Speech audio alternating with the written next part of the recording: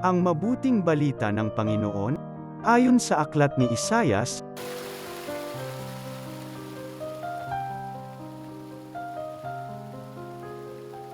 pagbasa mula sa aklat ni Propeta Isaias, ang sabi ng Panginoon sa kanyang bayan, ayon sa katarungan at laging matuwid ang inyong gagawin, ang pagliligtas ko'y di na magluluwat, ito ay darating, ito'y mahahayag sa inyong paningin. Ito naman ang sabi ng Panginoon sa mga dating dayuhan na ngayoy kabilang sa kanyang bayan, buong pusong naglilingkod sa kanya, nangingilin sa araw ng pamamahinga, at matapat na nag-iingat sa kanyang tipan, dadalhin ko kayo sa Sayon, sa aking banal na bundok. Ipadarama ko sa inyo ang kagalakan sa aking templo.